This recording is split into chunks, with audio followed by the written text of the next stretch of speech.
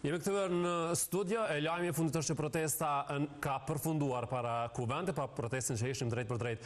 Më herët kemi dëgjuar fjalime të shumta e reagime të shumta për ekspozitën në sheshin e Prishtinës që është tërhequr. Më pas reagimet kanë ardhur drejt për drejt nga shumë qytetarë që ishin të mlefosur dhe kërkonin drejtësi, derisa kemi parë edhe kemi dëgjuar edhe disa deputet të PDK-s, por me gjithë tensionet në fillim, protesta ka përfunduar në mënyrë të qetë. Fatë mirë, po, ndërkohë që tani ne do të kalojmë në një temë tjetër, do të flasim për zhvillimet më të fundit në kardiologji në Spitalin Amerikan. Do të diskutojmë për shërbimet e reja dhe mënyrën moderne të trajtimit të pacientëve. Para se të kthehemi me bisedën në studio bashkë me doktorin Sasho Josimovski, që është shef I kardiologjisë në Spitalin Amerikan, do të ndjekim një material pikërisht për këtë temë dhe do të kthehemi prapë në studio. Është pajisja më e re në Spitalin Amerikan. Kjo do ju vi në ndihmë të gjithë pacientëve që përballen me probleme në zamër, kryesisht me çrregullimet e ritmit. Aparatura moderne për elektrofiziologjinë është një nga fushat më të avancuara të mjekësisë bashkëkohore. Fal kësaj teknologjie të fundit, pacientët me çrregullime të ritmit të zamrës, si fibrilacioni atrial dhe takikardia supraventrikulare, tashmë mund të përfitojnë nga diagnostikimi I saktë dhe trajtim minimalist invaziv.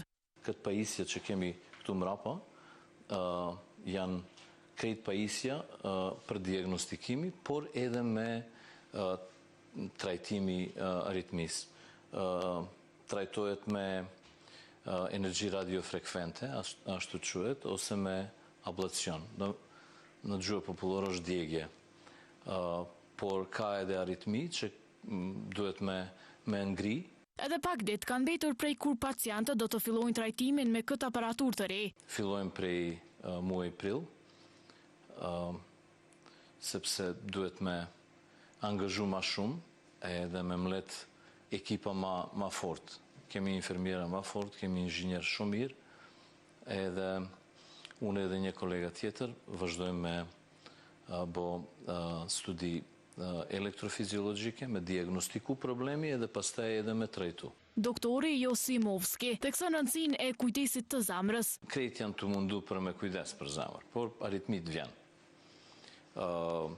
Të dikush kemi edhe disa substancë që janë në gjuhë mjekësore është eksitansa, do me tonë janë të shpejtu pulsi, por shpejtimi pulsit nuk është për trajtim me elektrofiziologjinë. Në fillim kemi nevojë me dallu aritmi ose takikardi, pulsi shpejt. Ky investim konfirmon përkushtimin e Spitalit Amerikan për të ofruar shërbime të nivelit ndërkombëtar, duke sjellë inovacion më të fundit pranë pacientëve të tyre.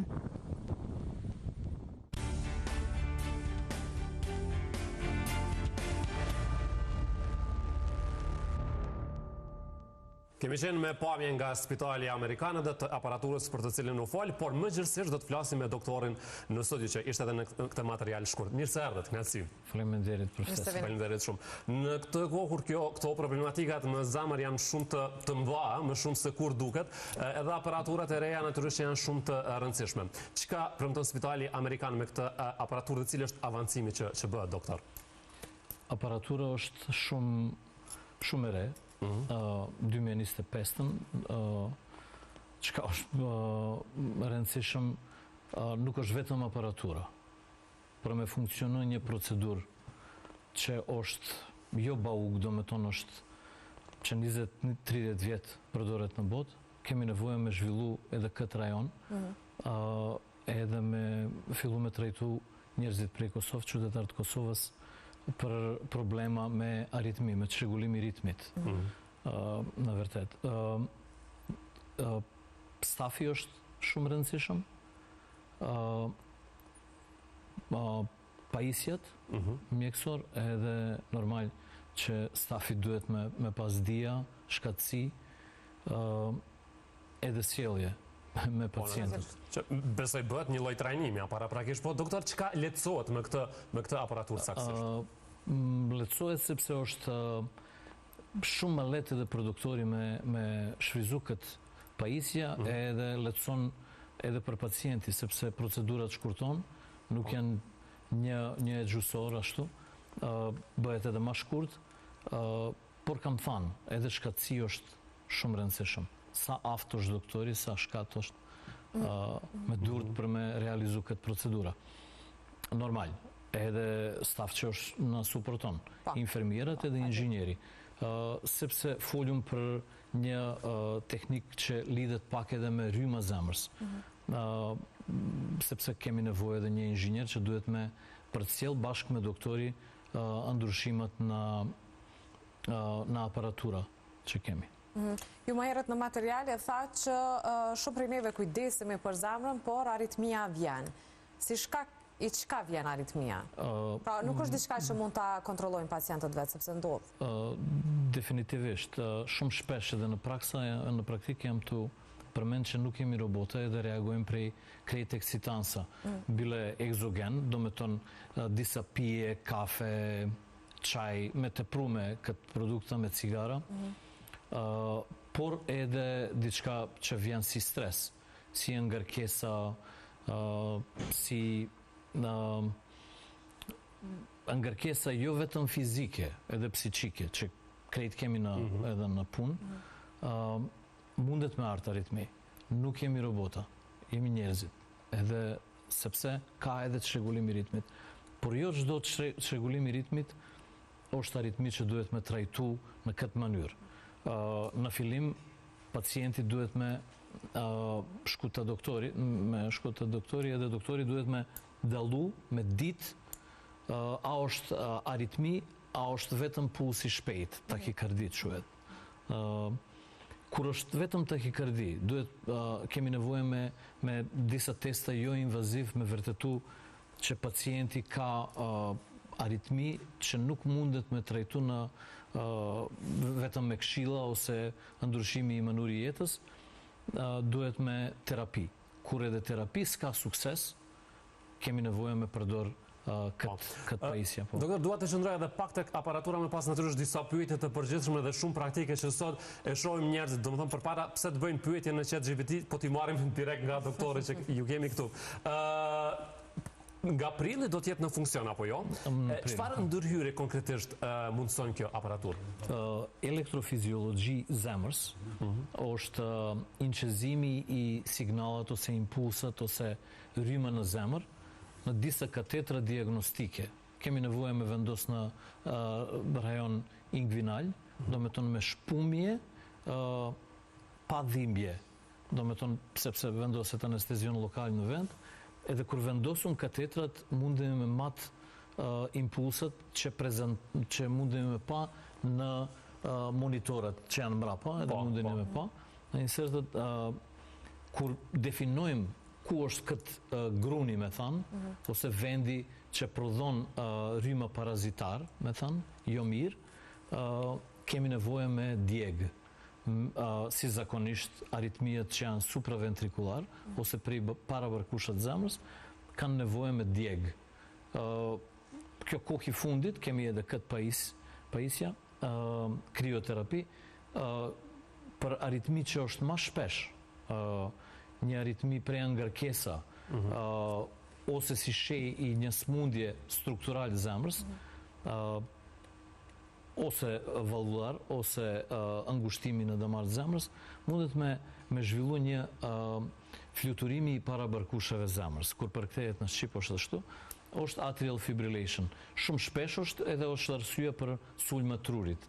Do me tonë mundet me provokuj edhe invaliditet në fundit, por kemi nevojë me parandalu, me terapi, me të hullusat gjaku, të ashtu, por mundemi me shëru, në cili mënyrë, ose me djegje, ose me ngri këtë substrat, ose këtë vend, kjo janë disa vena pulmonal ose mushkëror, me tjetër tip teknik. Kjo të quhet krioterapi ablation, ose cryoablation of atrial fibrillation. Shumë procedura si zakonisht shumë lehtë, painless, do me tonë pa dhimbje për pacienti, por është të lehtësu jetë. Pse? Sepse pacientët shkon shumë shpesh në emergjenca, janë të marrë terapi venoz, për me nalë këtë aritmi, terapi përditshëm nuk ndihmon, kemi mundësi. Se ju e përmendë që kjo pajisja dikon botë përdorë që 20-30 vite, pse jo ta kemi edhe në Kosovë të mundësën spitali Amerikan, që tash më pacientët të nështrohen. Kjo është qëllimi, po, mirë që kemi me insistima edhe... A e kanë kërku pacientët këtë? Ndoshta sepse sigurisht kanë dëgjuar. Shumë shpesh. Kampana praksën në Maqedoni kemi, pse jo me pas edhe në Kosovë, edhe mirë është kur kosovarët janë të trajtu në Kosovë, sepse bol mirë doktora ka. Na vjen shumë mirë dhe natyrisht që gjitha këto i gjejnë edhe në spitalin Amerikan. Doktor, e tha disa herë, në fakt, këto problematikat që janë sot shumë të shpeshta në anën tjetër, më shumë se kur njerëzit sot mund të informohen, kanë informacione për çdo sëmundje, por pse kemi le të themi, pse kemi këtë ngarkesën që më pas po vinë këto problematikat? Pse është kaq e shprehur në këtë kohën si që shpesh i referohemi, ja koha moderne? Koha moderne është shpejt. Gjithçka shpejt. Edhe një prej këshillat që jem t'u jep pacientët është mos ecni shpejt, mos hani shpejt, edhe mos folni shpejt. Diçka po mundohemi ta bëjmë shpejt, pa kontroll. Jeta ka shumë shpejt në televizion. Jeta është shumë shpejt. Kjo është arsyeja kryesor. Por jemi edhe të abuzu substanca. Do me tonë substanca. Kafe, çaj, Coca-Cola, ëmbëlsira, ata din me shpejtu pulsi. Po mirë, si të menaxhohet kjo pjesë, sepse natyrisht është besoj pyetje doktor që ju bëjnë shumë shpesh dhe po ju bëjmë edhe ne këtu që pse jo të jepni disa këshilla të rëndësishme. Pra, si të mos hecim me këtë ritëm kaq shpejt që i bëjmë dëm shëndetit tonë. I përmendet kafet, çajat, ëmbëlsirat. Kemi nevojë edhe me menaxhu stresi. Kjo quhet lifestyle modification, do me tonë modifikimi i mënyrës jetës. Por jo që krejt njerëzit, krejt janë të mundu me siguri, por jo që krejt janë të bo kjo. Nuk e di, dikush ka shefi vështirë, nuk mundesh me... Janë edhe këto ambiente toksike në punë që ka shumë ankesa. Nuk është vetëm çaj, e që tash shumë let mundem me regula atëherë. Veç të regoj unë pacientit e mos pi çaj dhe regulohet. Mos pi ven bardh, për shembull, sepse është eksitans, është të shpejtu pulsi. Por shumë sena duhet me ndryshu. Por kur këtë ndryshimi ose modifikimi i mënyrës jetës nuk funksionon, ose nuk mundet me realizu, kur barnët nuk ndihmon, atëherë vjen në shprehje këtë pajisje, këtë procedura që mundem me Po kjo jeta e shpejt ndërlidhet edhe me stresin për cilin ju po folni, apo jo doktor, janë të pashmangshme? S'ka jetë pa stres. Por menaxhimi i stresit është shumë rëndësishëm. Edhe kjo është shkenca. Ka njerëzit që janë ma thirrur për këtë problematikë si une, por une mundem veç me thanë që s'ka nevojë, s'kemi nevojë me gut atë shumë. Sa ma ngadalë që mundeve. Doktor, ndërkohë, çfarë lidhje mund të ketë të themi kështu ankthje me aritmin? Sepse kam dëgjuar kohëve të fundit, ka disa persona që ndoshta kanë ankth, kanë siklete dhe mendojnë që kanë aritmi dhe kanë atë sikletin se diçka po ndodh me zemrën e tyre. Po, shumë shpesh në poliklinik, do me të në ambulanta, vjen pacientët që kanë ankth, edhe mendon që kanë edhe problema me zemër. Somatike, do me tonë prej zemër, konkretisht. Ata kanë pulsi shpejt, si zakonisht kanë edhe tjera ankesa, si frymëzanie, si lodhje, kokëdhimbje, shumë simptoma, polimorf simptomatologi, do me tonë disa simptoma edhe pulsi shpejt. Por na kemi numra ose numrat që janë rëndësishëm për me kvalifiku pacienti a është ajo për këtë trajtim, për trajtimi i aritmis. Ankthi, si zakonisht, vjen pacienti që ka 120-130 puls për çka shqetësimi, ose ankthi mundet me progredu edhe të fobi, të ataka panikut, ashtu. Por 120-130 puls nuk është asgjë. As për femër, as për mashkull. Më lartë fillon aritmia? Aritmi që është rëndësishëm klinikisht, është diçka që është mbi 150, sepse është u lot zemër, vërtet edhe mundet me dëmtu. Okej, kur është atrial fibrillation, do me tonë fluturimi para bërkushave zemrës, që kam përmenë më herët, është tjetër diçka. Pacienti me atrial fibrillation duhet me hospitalizu, duhet me trajtu. Por kur është vetëm pulsi shpejt, sinus tachykardit shuhet, 120, 130, kjo nuk është për shërim, është për këshilla, për me ndryshu diçka, për me trajtu ankthi. Jo pa tjetër me të barna, psikiatrat, edhe psikologët din ma shumë për këtë temë. Për fatë mirë nuk janë, për kardiologi, nuk janë për... Jo, nuk janë, por shumë shpesh janë të ardhë, edhe kemi nevojë me dëllu. E kanë dëgju shumë shpesh kohët fundit këtë. Ashtu është. Kemi trajtuar edhe në emision me psikolog këtë pjesë shumë të rëndësishme. Me që ishit shumë praktik, dua ta bëj edhe një pyetje shumë praktike dhe të përditshme, po që ndroj këtu. E thatë ndikimin e këtyre e kafes, çajit e ëmbëlsirave të tjera, po sa me konsumohet kaq shumë, sa kafe duhet të pijen gjatë ditës që nuk i bëjnë dëm problematikave me zemër? S'ka definicion për kjo. Ka dikush që mundet me duru 3 kafe, 4 kafe, dikush mundet edhe 20 me pi, edhe s'ka pengesa. Do me tonë nuk ka pulsi shpejt. Por edhe një herë kam përmen, kafe, është kafe vetëm. Italianët kanë një shprehje solo kafe. Do me tonë vetëm kafe. Kafe, po. Mos me përzim. Ose kafe turke, ose amerikano, ose espresso. Kjo është kafe. Krejt tjetër diçka, që provojmë me zbut pak kafe, e i kam pi 2 espresso, tash unë e pi edhe macchiato. Macchia në gjua italisht është njolla. Diçka jo pastër. Edhin edhe prej atje ka ardhë, mos prish kafe me të shumsht, mos prish ven me lang, edhe mos prish dit me njerëzit keq. Por jo që mundemi me regullu kjo. Sa është doza, unë personalisht jam të përdor 4 espresso në dit. Edhe s'kam të jashë, është mirë. Ka një kufizim, edhin edhe kardiologët shumë shpesh, ata që janë me eksperiencë, janë të përmen deri 5 kafe në dit. Rëndësishëm është kur është terë, mos me pi kafe. Dikush që ka qef me pi një gotë ven, mundet me pi natën. Kjo është. Shumë dhe qartë. Prej aparaturave të reja në spital amerikane dhe të këto gjërat më praktike, që doktor ju falenderojmë shumë natyrisht për gjitha.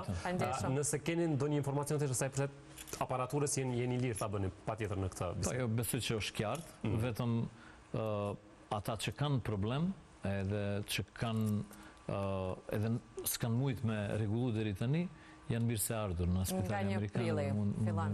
Faleminderit shumë. Faleminderit, shumë.